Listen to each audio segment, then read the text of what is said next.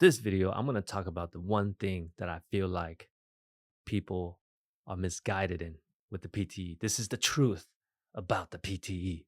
And I know what you're thinking. Why should you listen to me? Oh, it's been a while, YouTube. It's been about 30 months since I've posted anything on YouTube. And honestly, I feel a little bit of nervousness. I feel some butterflies in my stomach. But the thing is, most of you probably don't even know who I am. And that's a good thing because I'm hoping the people that used to follow me back then on YouTube have long passed the PTE. No more PTE preparation for them. So everybody here is new. So let me reintroduce myself. My name is Sunny. This is Sunny English. I've been teaching PTE for about 8 years going now. And I was one of the first, not the first, but one of the first YouTubers teaching PTE. But I stopped about 30 months ago. I decided I didn't want to make YouTube videos anymore. Yes, I stopped making YouTube 30 months ago, but I didn't stop teaching PTE. So in the last 30 months, my team and I have taken the real PTE exam over 30 times. And these right here are not mock exams. These are the real PTE exams. We didn't take these exams to make a YouTube video. We take these exams because we teach PTE. So every single month, either one of my team members or I will go and take the real PTE exam. And what you will notice is the scores that I posted, majority of them are not all 90s. Why? Is it because we suck? Maybe if you think so. But the reason why we take the exam is not to get all 90s. Why are we doing it then?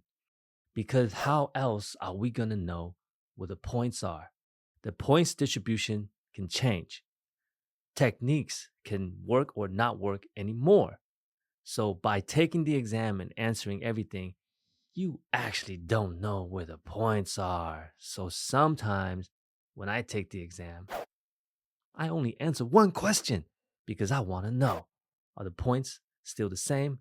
Is the distribution still the same? And that's what I want to show you today. The writing, it's long gone. It's changed a long time ago. In the past, if you only do the writing tasks, and when I say writing tasks, I'm talking about the three writing tasks: summarize written text, the essay, and then the summarized spoken text. In the past, those three combined, it was able to get you almost 50% of your writing points. These days, hell no, not even close. However, most of you are still living in the past. The way you're studying for the PTE, you still believe that your writing tasks, your writing templates can get you 50% or more of your writing points. And that is not true. And now I can show you the data, right? Because just by me saying it, who am I? Nobody.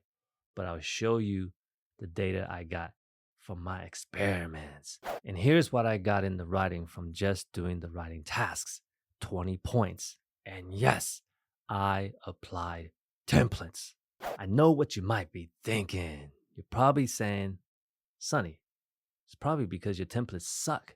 That's why you got 20 points. That's probably because your templates don't work. That's true. That's true. Now, this wouldn't be an experiment if I only do it once, right? So what do you think I did? I went right back and I did it again. And this time, I got 22 points in the writing. Once again, I only answered summarized written text, the essay, and summarized spoken text. But do you know what I did differently on this exam? No templates. I wrote everything by myself with academic English. I try to maximize the points I can get in the writing. And how many extra points did I get compared to using templates? 2.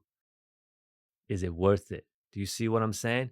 Now, it's not worth us trying to write by ourselves, but it shows you the maximum we can get is around 20, 22 points. So with templates, it's the same thing. So that is far from the maximum score we can get in writing, 90 points. We can only get about 20 from the writing tasks. So where are the rest of the writing points? You already know. Reading and listening. Those two tasks carry majority of the writing points. To make things clearer, if you were to take the exam, and let's say you only get 50% of the points inside reading and listening, but you get 100% of the points from writing, which is 20 points, right? Can you get a high score there? 50? I think so. 65, 79? Forget about it. You ain't getting that. But if you switch that around, if you get 100% of the reading and the listening, and you only get 50% of the writing, which is around 10 points, can you get 65, 79? Hell yes. You might even get 90. That's how important reading and listening tasks are. So now you know. Please don't be misguided. If somebody gives you a template and they tell you they got 90, well, that doesn't mean anything, right?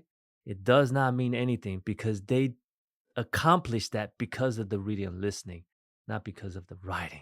I hope you now know how to prepare for the PTE academic writing properly. Now, I want to know, what do you think? Should I continue making YouTube videos or should this just be a one-off? Let me know in the comments. Maybe I'll just see you again in another 30 months.